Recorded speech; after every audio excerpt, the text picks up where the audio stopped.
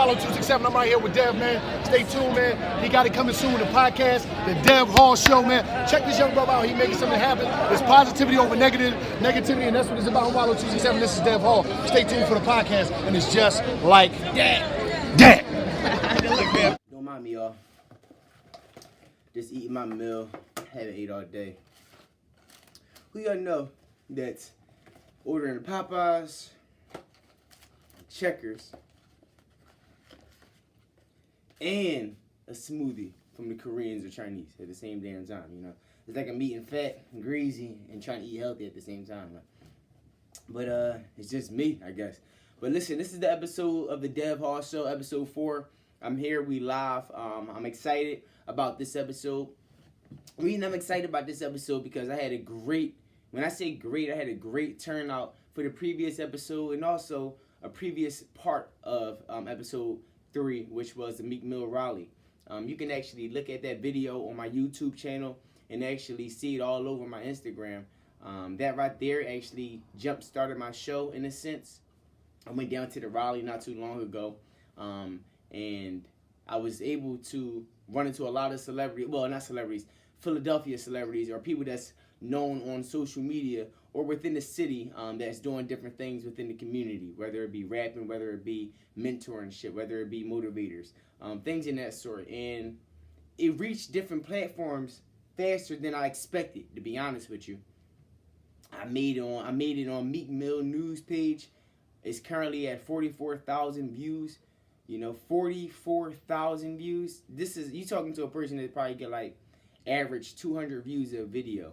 Like, this is me. You feel me? I still have under 1,000 followers. At the end of the day, you know, I'm grateful for that. I didn't expect it, but at the end of the day, I did speak it into existence. You know, I told myself, hey, why not go down to the Rally? Since you just did an episode on a Meek Mill jail sentence. It will make your show look a lot better. It will make it seem like I'm serious about it versus me just running my lips. You feel me? So I wanted to get other people's reactions other than myself, because I know y'all tired of hearing me just give my own opinion. But for those that's not tired of hearing my opinion, you know, I mixed in my opinion on episode 3 and mixed in other people's opinions on top of rap celebrities or hood celebrities. Opinions on episode 3.5, which was the Meek Mill Rally. So I want to speak on that Meek Mill Rally. I actually was introduced to Wallow down there. I ran into the man. The man is a humble job. I said humble job. The man is a humble guy. He was speaking to all the different people with no problems at all. He didn't give me no type of cocky, no type of arrogant vibe at all. He was taking the time to speak to each and every person. I'm not a groupie, so I wasn't going to be like, yo, can I get a picture? You know. And just like how he would say, like, the word Joe familiar, like, people need to cut that word Joe out. But I wasn't that guy. I just not that guy. But one thing I did do is I approached the guy. I said, hey, how you doing, Wallow? I'm just trying to get your opinion on the Meek Mill situation. And like I said in my previous Insta snaps, he gave me more than that. He actually gave me a sample for my show, which is the Dev Hall Show. You know, and he went right into character in front of all these people. And I'm like, yo, like, Wallow legit. Like, it's not no gimmick. It's nothing fake. It's none of that. And he was really wishing me luck in the near future, and I appreciated that. The video that went viral for me was the Greg G's video. Another rapper from Philadelphia that started the Greg G's challenge, which was you walking and talking or walking and rapping with a cameraman reciting your lyrics. And I ran into him in Lights Cameras from Empire, and I got their information.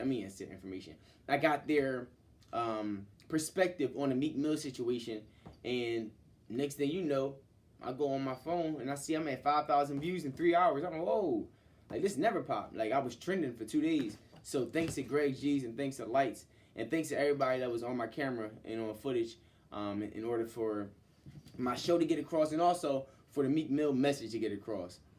Ha! I know y'all mad. Every single last person that was saying, why y'all not rallying for the schools? Why y'all not rallying for this, that, and the third? Why y'all not rallying for the people that passed away in the past? Rest in peace to those people.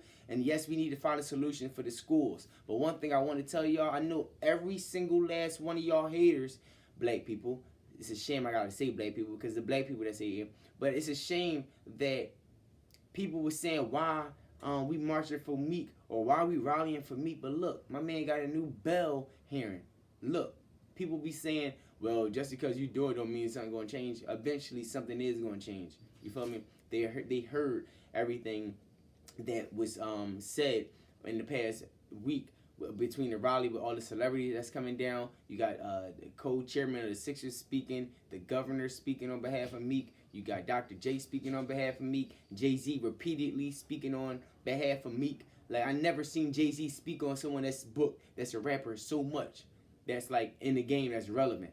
And like Meek, like his little brother. On top of that, he is signed to Rock Nation, so I ain't gonna, act, naive to it. I feel as though a lot of people were just running their lips because they weren't important, they weren't in the mix to say, hey, I participated in the Meek Rally or this, that, and the third. Like I said, I'm not a Meek rapper, a Meek fan, but I'm not gonna be ignorant and say, yo, I don't know why y'all going down there. I don't, like, half of y'all never even participated in a rally. I'm gonna be real with you. I never participated in a rally. That was my first rally. And this is something I want to tell people too. A lot of people saying, yo, hold on, this food cold. Hold on, let me take a bite if y'all don't mind.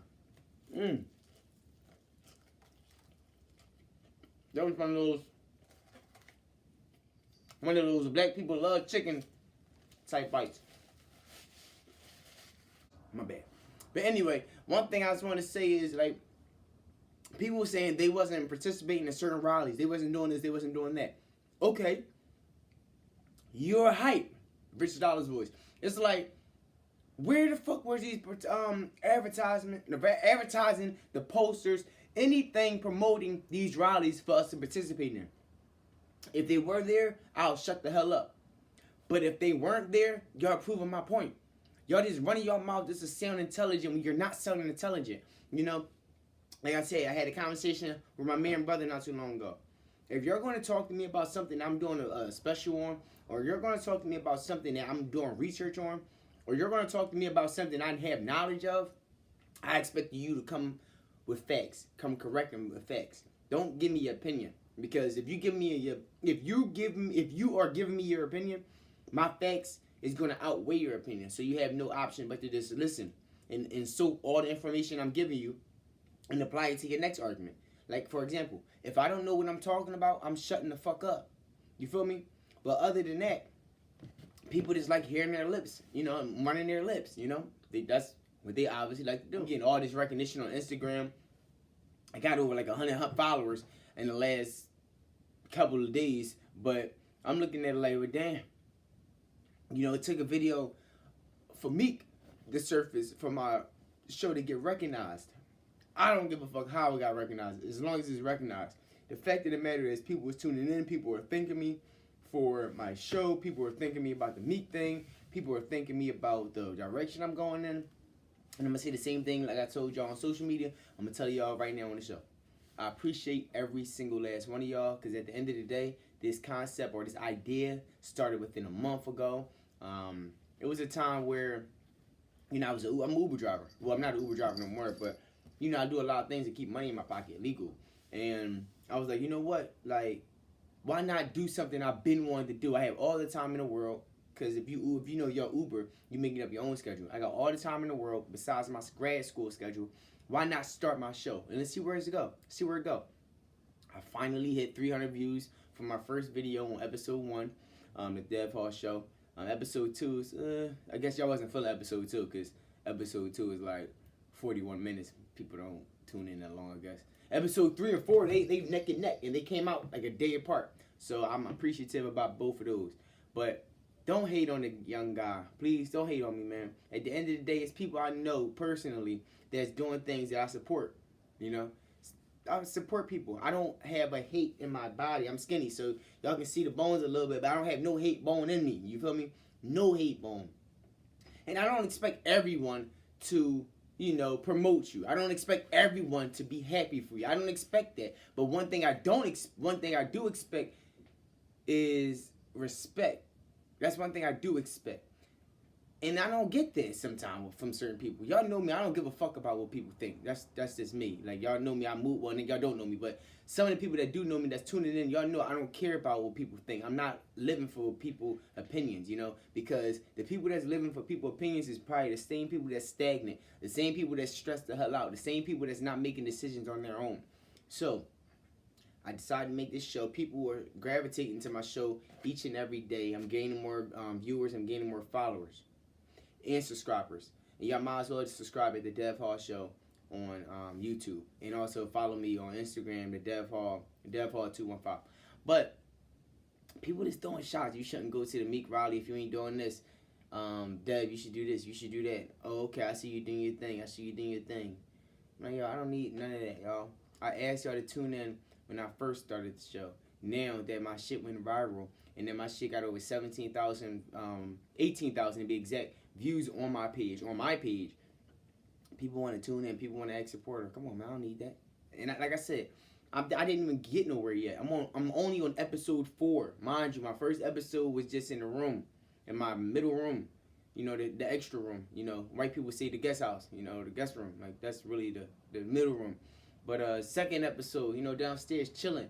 Second episode, I elevated. I try to get the lights. You know, I try to get all that. Trying to step it up. Third episode, you know, I got a camera. My girl got me an early Christmas gift for my show. I didn't want to use that camera, but I'm not using that until Christmas, until I get everything I want to get for that. Episode 4, I wanted to be different because I wanted to be a live interview. Episode 3.5, which was the Meek Rally, I wanted to be that transition to say, all right, this boy Dev, he ain't playing. He doing something different than just sitting here running my lips and then boring y'all. I want people to be interactive. I want people to understand that it's not just about me. It's not to make y'all laugh. It's not to just be on some cocky shit having a camera in front of my face.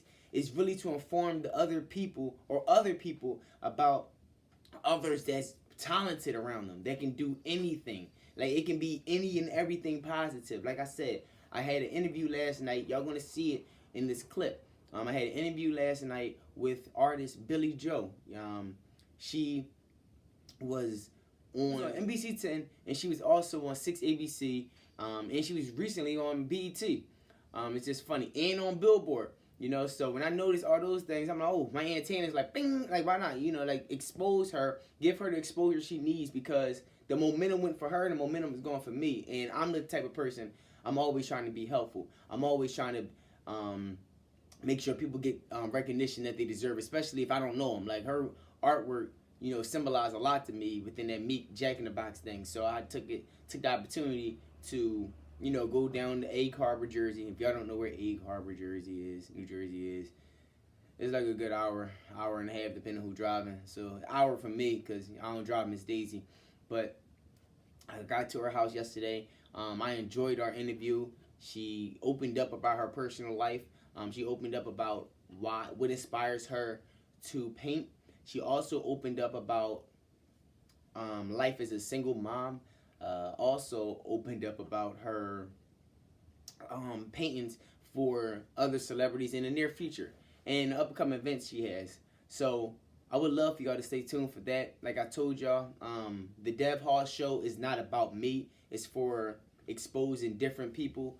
It don't matter what race it is. Yes, this is more so a pro-black show because I am trying to promote more African Americans talent, but at the end of the day, I'm not a racist, so I'm definitely open for any and everyone.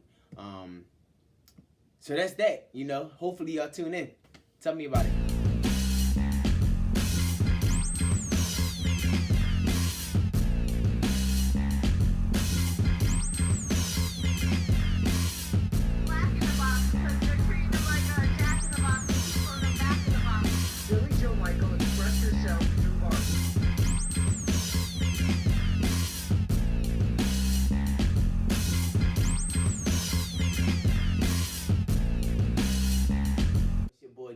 We here live in Billy Joe's house as she's preparing for a new art show this upcoming Saturday, 28 minutes till Friday. Well, we here live as she prepares for her a special painting. We're not going to disclose that information at all, But like I said, we hear live while she's doing an extra painting right now. She was prepared to do another painting, but I guess she had sidetracked and started doing another painting, you know. But Well, I always have like so many unfinished. Okay. I work in a round robin way. That's what I call it. Okay. Cool. My method. I always like start one. If it's like, I say I gotta wait for this to dry, I might go start work on that real quick. Okay. Or sometimes I just like get so excited about something I need to paint it. Like when I was thinking about that Meek Mill painting, I was supposed to be painting this painting, and I did, but then I kept taking a couple breaks because I just had to do this thing. Okay. Inspired you to paint? Because I know you said you just paint like basically through emotion or whatever you feel through lyrics or what. But who inspired you to paint? Who's your favorite artist, or if you have one? Nobody inspired me to paint. Okay. Like I started painting when I was real. I've always been so artsy my whole life. Like I crocheted. I made clothes with my grandma. I was in creative enrichment. Like I was chosen to be in creative enrichment. Like you know how like when you like the gifted and talented programs when you're like. I got picked for that. I got picked for like also the reading, writing. Like I was a real big nerd. I wanted to be the first woman president. Okay. Before Hillary.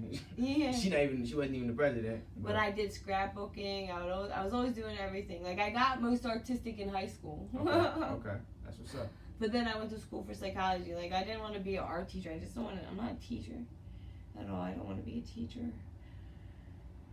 I hate teaching. I'm not a good teacher at all.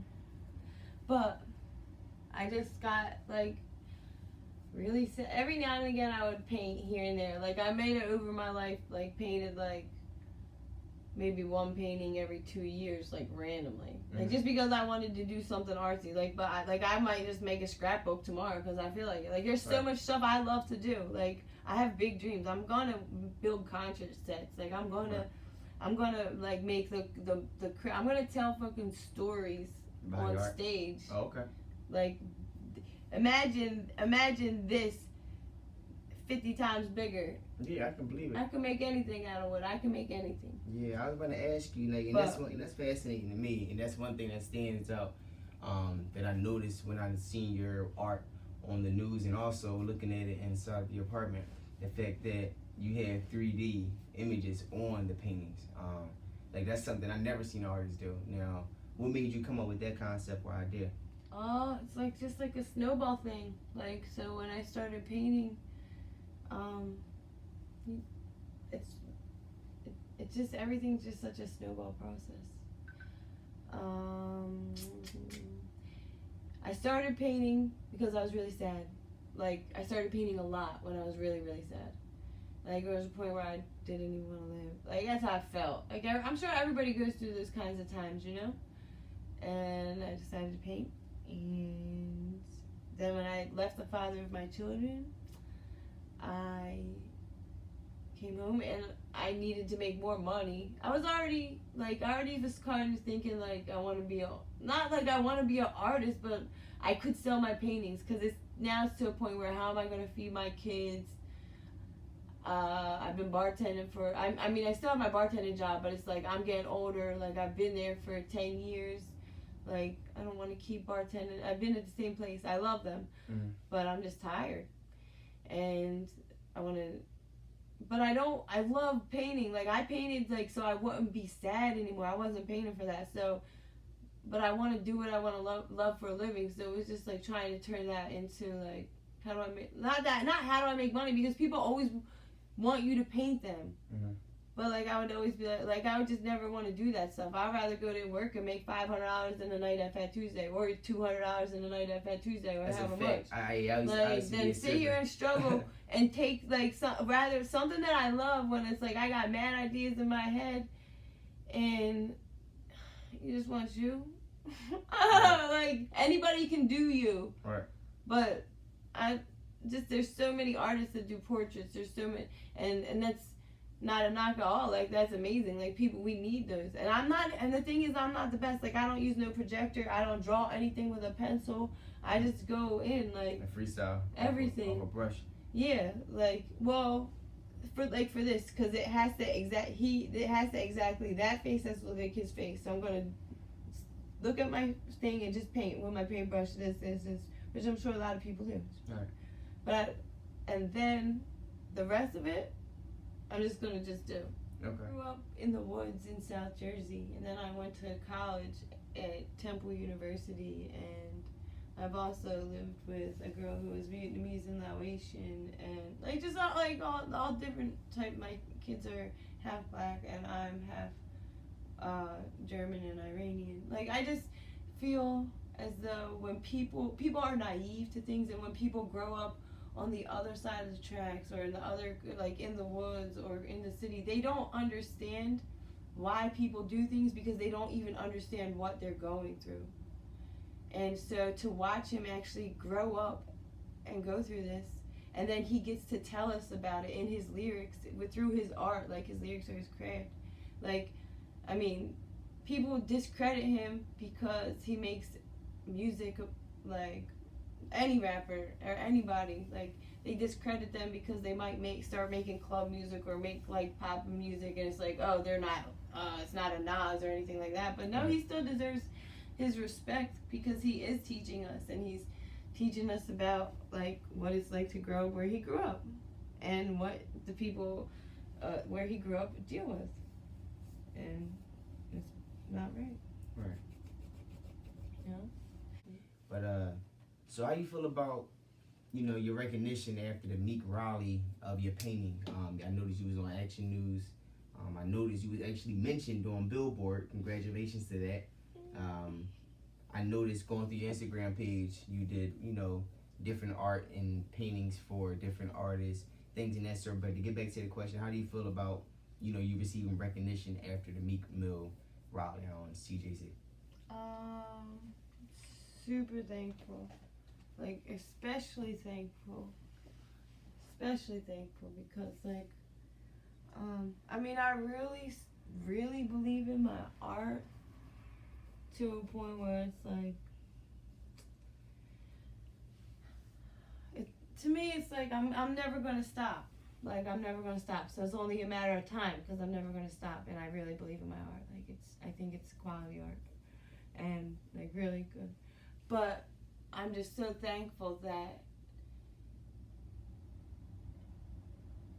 the painting, like people are noticing, it's like for something that I'm so passionate about. Like, it's something like that I have multiple paintings, and I didn't do it just because it's Meek Mill. Like, yeah, I feel bad for him that he's going through this, but I'm also thankful that it is him, so we can see him go through this, because maybe he can make a change for the rest of the people who go through this, because there's mad people who go through this. Right, like, in a sense, it's like you, it's basically like, in a sense, he's the person on the platform, or he's basically living that his person. life in the public eye. Like, we are literally watching him go through this. Like, Right. We've watched him come up off the streets as a rapper and share his blessings and live his life like a rapper. And also, I feel like he's educational.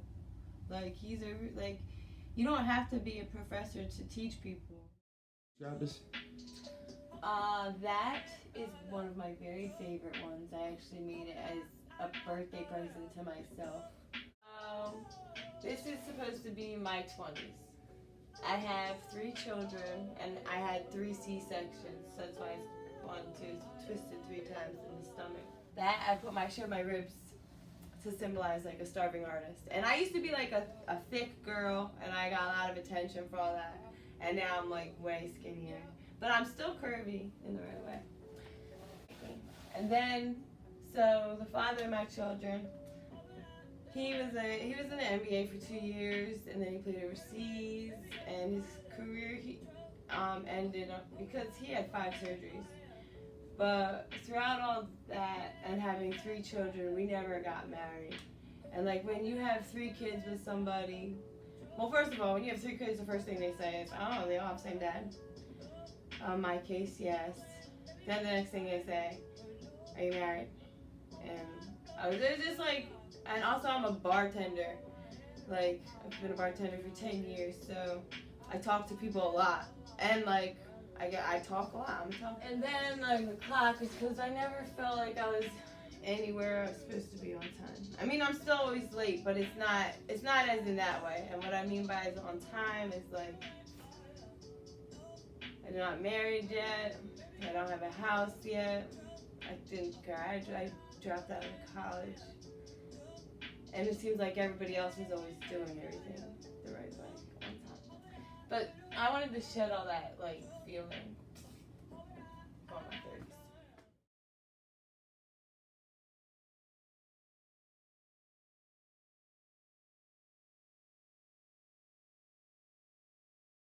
And not that Keke Palmer? Yeah, but I'll not just say, not that she's the coolest, and not like because she's cool. I mean, she is super cool, but she's just like so loving and normal. And everybody's normal, definitely, but she's down to earth. Some people do have the celebrity to them, and you know, it's like some people you gotta sit. I don't feel I need to sit up more straight around them. However, there's some jobs that I've done and I won't speak as much.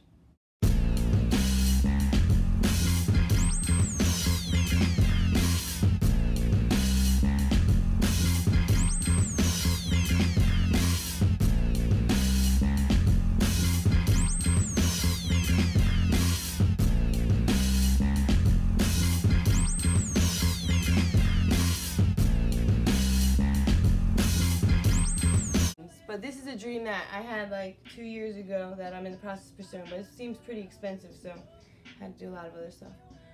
But it's comic. I want to make real life, like comic books that are real life, but told in a super cool way. So I want to take people, and I let them tell any struggle they want. That's what I want them to do, and I'll depict it. So Keke Palmer was having like struggle with herself, her inner ego, and the music industry type situation. And so how I depicted her in this throughout the whole thing, it's actually, this is just page 11 and 12. It's 16 pages and a cover and back cover, so I guess that's 18. I don't know how they do Monster mic, because it's a microphone. Monster, and because it's like her issue was with music and herself, so. Okay. But then I had to like buy all that stuff, and I was trying to be professional. You know, I watch a lot of movies, I've been a lot of movies. And you know how like they always let the people keep stuff at photo shoots? Mm-hmm. I let her keep everything, and when she walked out over there, I'm like, there goes my friend DJ Omega. Okay. Do you know who that is? DJ Omega. Yeah. Yeah. He went to Temple, so did I. But we didn't know each other. I think we both knew of each other.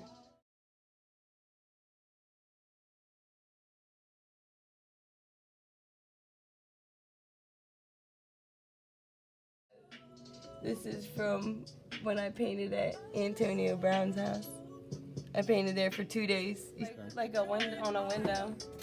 This I got at Walmart just to close in because I always wanted to get my shit done. So I thought. I like the whole concept behind it. Yeah.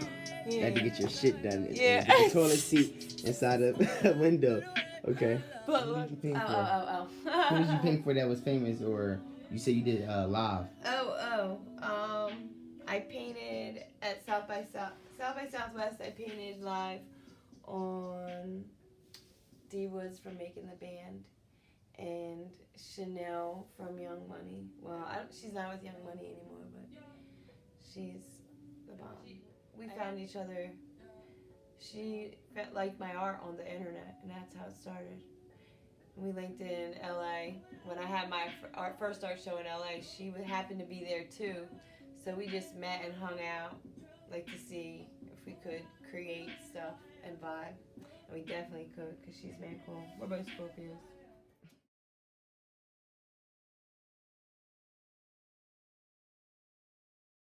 like the Meek Mill is this size. I had to bring 3 paintings. They asked me to show. So when I went to the store, at the canvas store, I got, I had this one already, but I had to buy 2 more. I didn't have a lot of money, so I had to get a smaller size. But it works perfect because like when they hang, because I wanted them to look cool like a series. It's called Free Smoke, right? So I wanted to make 1 yellow, 1 green, and 1 red, because like, you know, Jamaica, isn't that like smoke country? And I wanted to, it just worked out perfectly. It didn't, I'd had this idea for a minute, and I want to show it at Art Basel.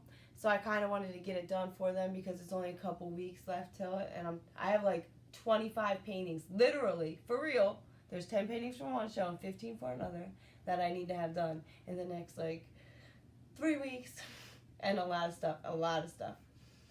And so, like, if you look up there, see this is Art Basel. Like the 3rd check is like puff puff pass. I did that. I put that goddamn thing up. I be acting like I'm trying to get things done ahead of time, but then it's like I be so behind on bills or something happens. I gotta take on a couple different things and I can't get to that, or some shit, or an opportunity that might be really good that comes up I can't pass up. But so I've been thinking of puff puff pass, and then like Meek Mill just got arrested last week, right? So like I was like, fuck it. I'm going to go to the store and use this one for this art show, because I just got invited to that like last month anyway. I'll get 2 more, and then I'll have 2 music. I'll make 3 music ones because I thought of the Meek Mill one. I couldn't think of the 3rd music one. It's not that I couldn't think of it. I'm a last minute thinker. I actually didn't get down to do it yet because like this whole Meek Mill thing kind of spin. And in the process of that, like before I even had a chance to get down and sit and think of that, I got a message from a certain somebody that has to do with music. Boop, boop, boop. So how perfect is that? I'm only bringing 3 paintings, and I didn't even think of this one yet, you know? That's crazy. Things keep lining up like that. Just like the Meek Mill Rally. I already had the painting done. It was 75% done. I actually finished the last piece on the train and put it on there, which was the lock.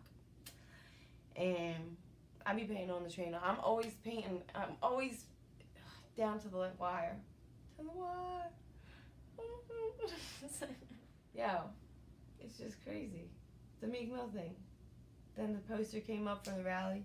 I sent my friend, I actually put it in my Insta story today because it's just funny. I questioned myself.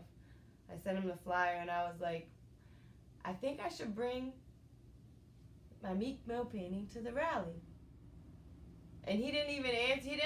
I'd be doing this to everybody. Like before they have time to answer, I answer myself. I was like, yeah, I'm gonna go. And then he was like, I'm gonna try and go with you. Or he said, I'm gonna try and be there, or something like that. And then I said, okay, I'm taking a 306 train. I'll be there by 4. 306 gets there at 4:22. It's a 77-minute ride. And then my next line was, I feel so silly. I'm so happy I still went. But that's why I put it on my Insta story today, was just so people could see that last line. I literally wrote to him, I feel so silly. But look at how much good it has come from it. And it's because the reason why I wanted to bring it to the rally, and it's not just to get the publicity.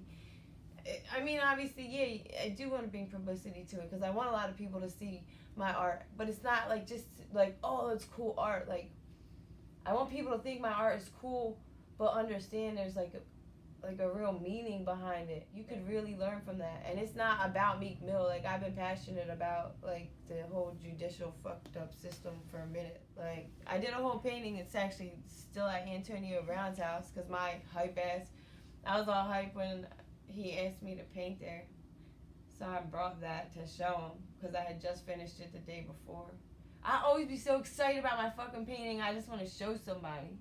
It's not even about them buying it. It's just like I feel like I just want somebody to like damn, like, you know, like I learned like all that, like that really happened.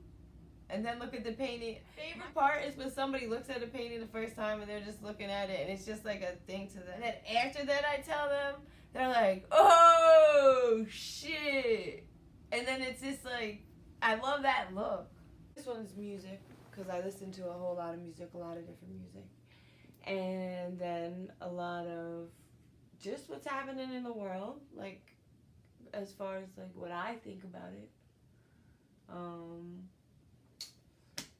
It's usually just what's in my heart, what's in my feelings. And then also, every now and again you gotta do something for money.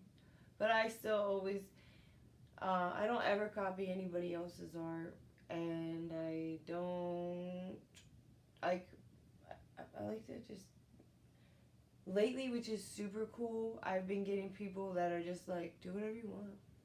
Like, they just want my art. Hit me up. I'm going to show you, but I'm just not going to say their name. So I'll show you. And then I'll talk about it.